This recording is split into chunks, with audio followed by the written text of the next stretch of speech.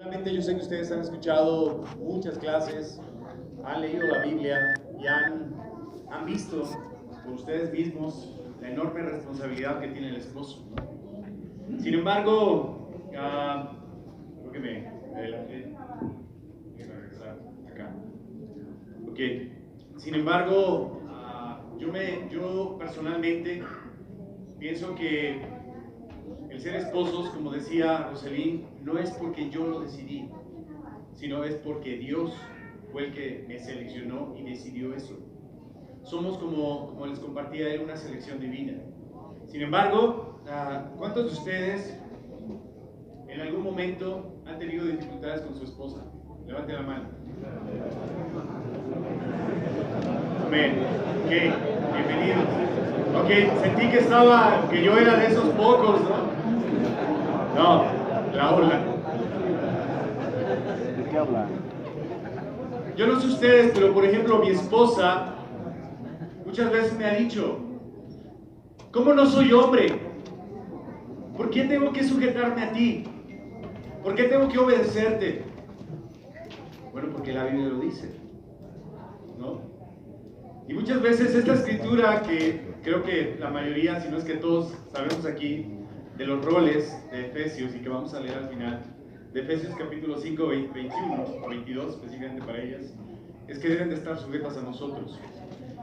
Y de verdad, a veces mi esposa molesta y yo sé, yo no soy fácil de amar.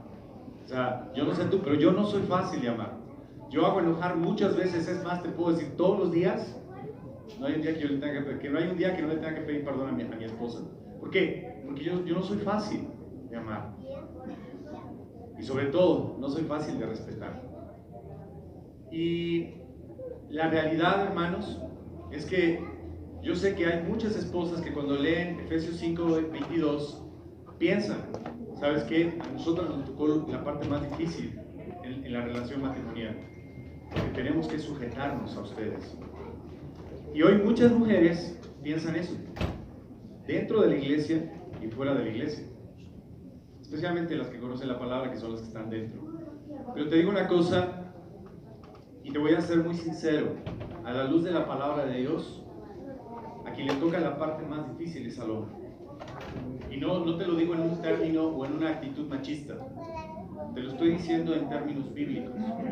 La palabra de Dios ha colocado al hombre, al varón, y le ha puesto como líder espiritual de su hogar, y ha puesto sobre él una responsabilidad muy grande, al grado que esta responsabilidad, sinceramente, es mucho mayor que el de la esposa.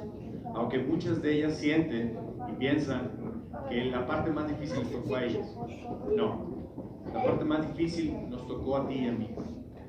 Y esto te lo digo con una actitud de poder llevarte a entender el privilegio, pero la enorme responsabilidad que tenemos tú y yo delante de Dios. Amén. Y vamos a hablar un poquito acerca de teología. Yo sé que yo te quiero hablar un poquito acerca de la administración de la palabra. Y no sé si alguna vez lo has escuchado, pero esto es muy interesante y es muy importante. Para muchos de ustedes, si no es que para la mayoría, el hablar, el hecho de que hablamos y nos podemos comunicar,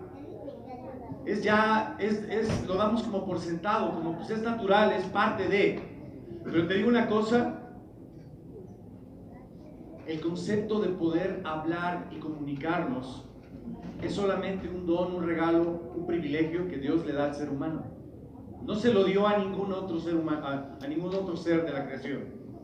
Solamente el privilegio de poder hablar y poder comunicar se lo dio al ser humano. De tal manera que no es algo que tú tienes que, y te quiero llevar a ese punto, porque vamos a hablar de eso.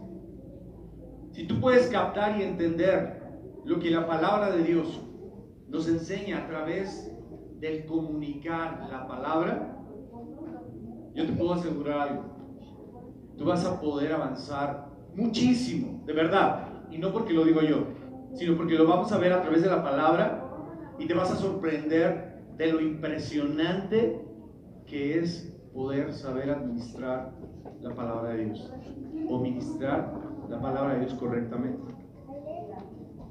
El punto aquí es no des por hecho que tenemos el privilegio de hablar. Todo comienza en Génesis. Y espero que mi máquina no se trabe, ya se trabó. Ok. Me voy a ir así. Déjenme salir.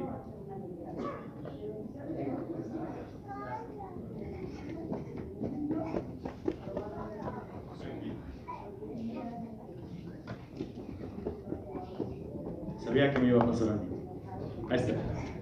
Ya está. Ok, Génesis capítulo 2, verso 19. Dice la Biblia: entonces Dios el Señor formó de la tierra toda ave del cielo y todo animal del campo, y se le llevó al hombre para ver qué nombre les pondría. El hombre les puso nombre a todos los seres vivos, y con ese nombre se les conoce. Lo primero que quiero que veas aquí, y esto es muy importante, esta parte es fundamental.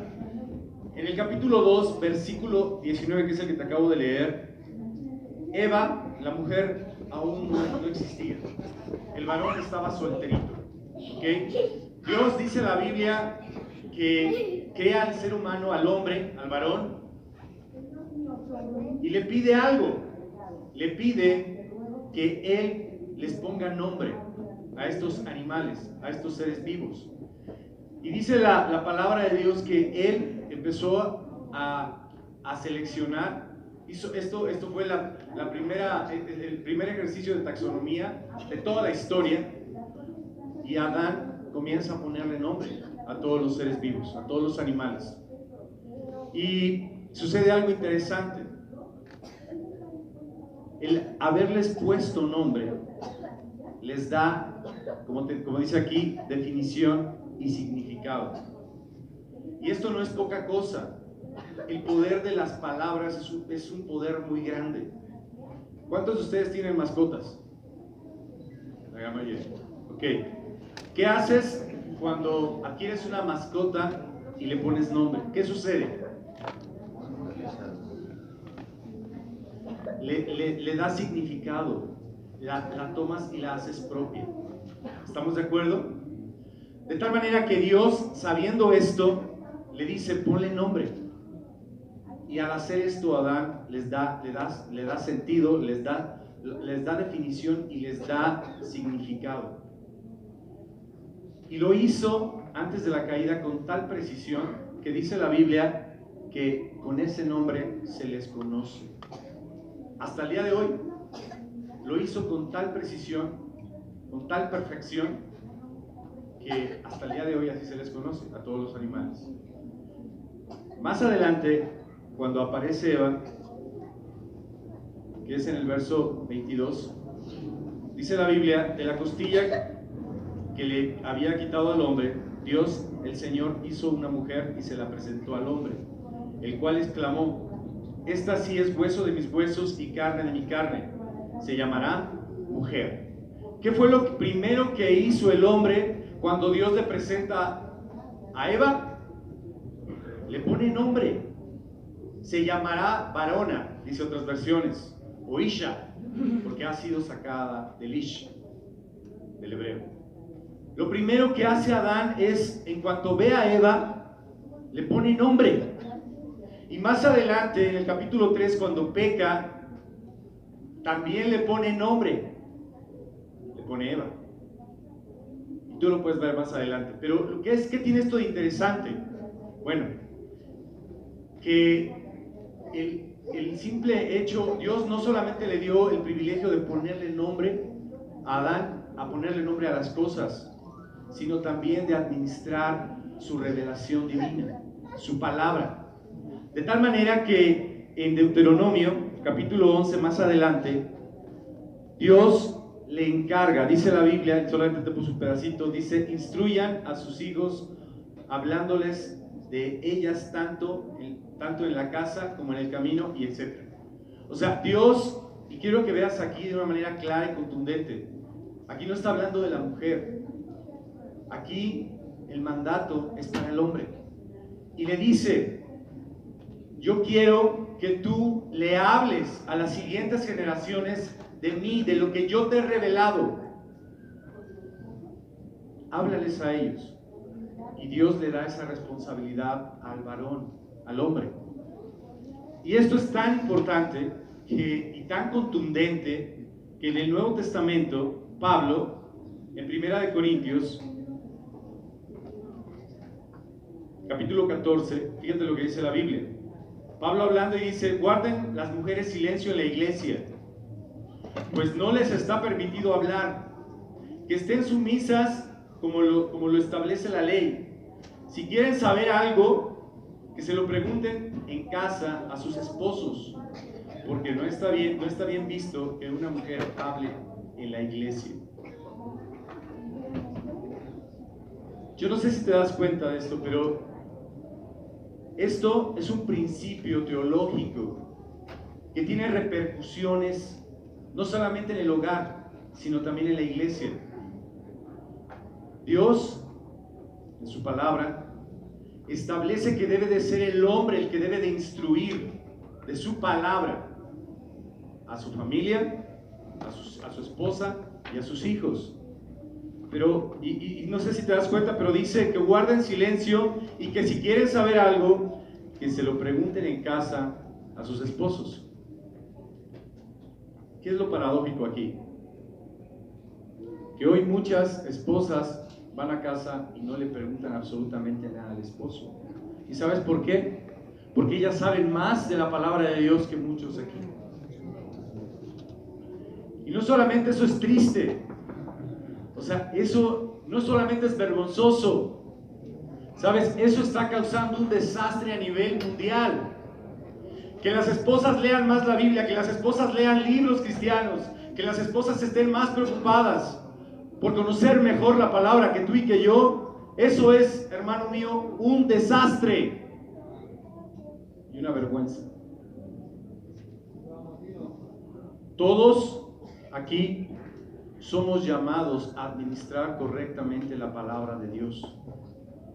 Y no se trata de que seas un experto en teología, ni que sepas hebreo o griego.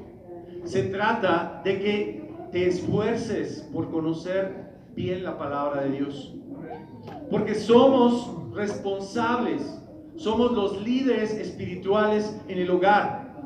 Y si tú y yo no estamos entendiendo esto, te digo una cosa: tu matrimonio está en crisis, tu matrimonio tiene problemas. Si tú no estás tomando la responsabilidad espiritual de alimentar a tu familia, a tu esposa y a tus hijos, estás en problemas, estamos en problemas. Hermanos, necesitamos esforzarnos. Cada uno de los que están en este salón necesitan esforzarse en las capacidades. No se trata de verdad que seas un experto, pero sí que te esfuerces en conocer mejor cada día la palabra de Dios. Es muy importante. Cuando yo llegué a la iglesia, yo llegué a los 27 años. Y como dice Roselín, quizás esto yo lo he compartido a los que me conocen, pero la verdad es que a los 27 años yo jamás tuve una Biblia en mi casa. En mi casa jamás hubo una Biblia, jamás. Al grado que cuando yo termino la universidad, voy a presentar un examen para poder entrar a un trabajo. Y dentro de ese examen psicométrico venía una pregunta que decía: ¿cuál es el primer libro de la Biblia? Y de verdad dije: wow, o sea, ¿por qué me preguntan esto? O sea, ¿qué tiene que ver? Yo ni siquiera sabía cuál era el primer libro de la Biblia. Y te digo una cosa, yo me casé con una mujer que me encantó, que es mi esposa, y ella proviene de una familia evangélica, que desde que nació le fue impartida la palabra de Dios, y ella conocía perfectamente la Biblia. Y en los momentos de crisis de nuestro matrimonio, que tuvimos muchos, ¿sabes? Ella iba y leía la Biblia, y me decía: mira, Juan, lee este salmo. Y yo decía: wow, salmo, ok, y lo entendía, pero dice eso, ¿no? Pero yo no le agarraba sentido a la palabra de Dios.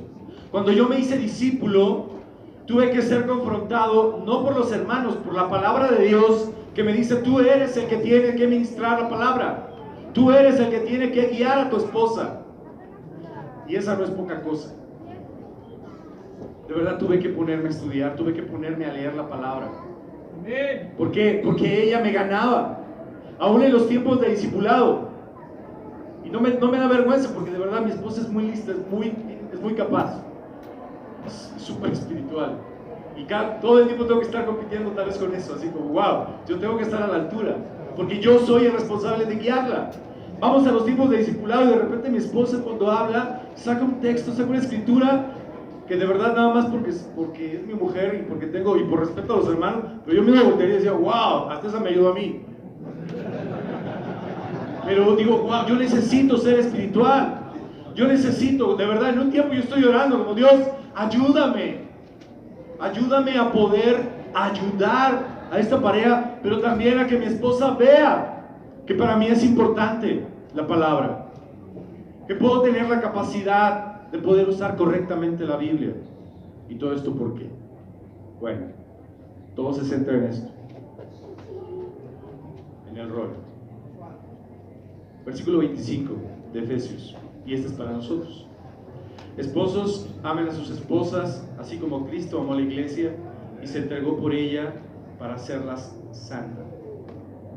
Para hacerlas santas. Él la purificó, lavándola con agua mediante la palabra. ¿Sabes? Tengo años compartiendo, leyendo, estudiando este texto. Y prácticamente todo el tiempo lo único que tomo de este pasaje es: necesito amar como Cristo ama. Necesito amar a mi esposa como Cristo ama a la iglesia. Necesito desarrollarme, necesito morir por ella, necesito esforzarme. Pero dice aquí que Él la purificó. Purifica a la iglesia mediante, dice que la lava con agua, pero no se trata de lavarla físicamente, no es un lavado, no es como agarrar agua y empezar a lavarla. Dice que usa la palabra para poder limpiarla, la palabra para poder purificarla. ¿Sabes por qué? Porque Él quiere una iglesia perfecta. Dice, radiante, sin mancha ni arruga y ninguna otra imperfección. Cristo ama a la iglesia. Pero ¿sabes? Cristo se casó con una mujer imperfecta, con una iglesia imperfecta. Y Él a través de la palabra y su amor, pero a través de la palabra, la está perfeccionando. La está purificando. Él es paciente, pero dice que a través de la palabra Él la va limpiando, la va perfeccionando. ¿Para qué? Para que en un momento dado Él pueda tomarla y decir: estás radiante, eres perfecto. ¿Cómo es tu esposa? ¿Es perfecta? No. ¿Qué tan importante, hermano, es que entendamos que necesitamos conocer la palabra de Dios de una manera profunda? Es clave, ¿sabes por qué? Porque es a través de ella que tú vas a poder ayudar a tu esposa a mejorar. Roselín nos hablaba acerca de qué tan importante es también tomar nuestra responsabilidad como padres. ¿Sabes? Manejar correctamente la palabra de Dios es muy importante. Hace rato no lo mencioné, pero en 1 Tesalonicenses la Escritura nos habla, y Pablo hablando acerca de que él como un padre ha exhortado a la iglesia. Y ¿sabes? Pablo está hablando y está tomando como referencia un padre que se preocupa, que está al tanto de sus hijos. Y ¿sabes? La Escritura no me habla de un padre ausente, como hay hoy en muchos. No, me habla de un padre que está preocupado por sus hijos para poder llevarlos a Dios, que se involucra, que está al tanto, que los escucha, y no es un padre ausente. Y volviendo a este texto acerca de la importancia y de lo trascendental que es manejar correctamente la palabra, yo recuerdo que hace muchos años yo fui a un retiro de casados, y ese retiro fue muy bueno. Y recuerdo que era un anciano, no un anciano, un hermano mayor, que no era un anciano, pero un hermano muy grande ya, era una pareja grande, que de verdad nos enseñaron increíblemente. Y yo recuerdo que un día, en la mañana del sábado, nos separan y la clase se llamaba ¿Cómo corregir a tu esposa? Y todos así, wow. El hermano se paró y dijo: saquen una hoja, no había iPads, y saquen su pluma, les voy a enseñar cómo corregir a su esposa. Y todos atentos, ¿no? Y dijo, ¿saben? La mejor forma que tienen ustedes para corregir a su esposa es agarrar la pluma, el cuaderno, la hoja, y en cuanto su esposa haga algo que está mal, lo primero que tienen que llegar y decirle, ¿sabes qué, mi vida? Eso que hiciste no es correcto delante de Dios. Y es ahí donde ustedes tienen que poner atención y escuchar todo lo que ella les va a decir. ¿Sabes qué les va a decir? Sí, pero tú esto, tú lo otro, tú aquello, tú acá. Y de una que tú le dijiste te va a dar 5, apúntalas. Apúntalas. Y dile, mi vida, al final de que las apuntaste, dile, mi vida, gracias.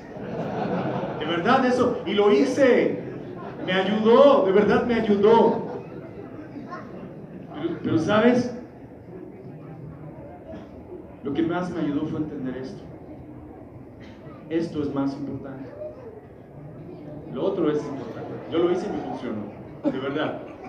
Porque fue una humildad y de aguantarme y de esforzarme, de entender, ok, yo tengo que poner atención a lo que ella me dice. Porque si lo cambio, yo estoy avanzando y ella no va a tener razones para enojarse conmigo. Bueno, pero sabes, entendí algo y esto me lo enseñó mi discipulador y no hace mucho. Usa la palabra, corrige con la palabra. Una vez mi esposa, de muchas, un día llega llorando porque no teníamos dinero. Mi hija estaba a punto de entrar a la universidad y tenía que entrar a una universidad privada. Y mi esposa decía, no tenemos dinero, ¿qué vamos a hacer? Recuerdo que se puso a llorar, estaba muy angustiada. Y yo le dije, no te preocupes. De verdad, la miré con mucha compasión y le cité una escritura, que es una de mis escrituras favoritas, que es cuando, Juan 3, que es cuando Juan el Bautista, vienen sus discípulos y le dicen, maestro, a todos los que te siguen ahora lo están siguiendo a él, Jesús. Y Juan lanza una palabra que dice, nadie puede tener nada si Dios no se lo da. Entonces me quité la chamarra que yo traía y le dije, mi cielo, esta chamarra que yo tengo aquí no es porque yo soy muy bueno, no es porque soy un gran trabajador, no es porque soy un hombre, es porque Dios me la regaló y Dios nos va a ayudar. Lo que tú ves aquí es porque Dios nos lo ha dado. Nadie puede tener nada si Dios no se lo da. Y con esa simple palabra ella dejó de llorar, se fue al cuarto, se fue a orar y me dijo gracias. ¿Cuántos de ustedes ayudan? Mira, y esto no lo digo para exaltarme. Para mí es muy fácil y es un ejercicio que he hecho prácticamente toda mi vida como discípulo, desde que llegué. Leer la Biblia e ir ahí subrayando. Y sabes, ayudar a un hermano, de verdad, me siento y de verdad, gracias a Dios digo, wow, me vienen las escrituras, ¿no? 5, órale, pum, y se las doy. Pero de repente cuando mi esposa, cuando mi hija, las veo en una necesidad, las escrituras se me borran. Y ya no encuentro ninguna escritura y estoy ahí, Dios, ¿qué le digo?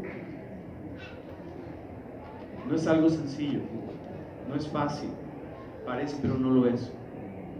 Necesitamos tener un conocimiento de la palabra de Dios, todos, absolutamente todos, si es que queremos tener y poder dirigir espiritualmente nuestro hogar. Amén. Necesitamos practicar la palabra, como decía Roselín, pero tener un conocimiento para poder llevarlo. Amén. Y les prometo que van a dar un avance gigantesco en su hogar. Muchas gracias. Ha sido un privilegio para mí poder compartir con ustedes.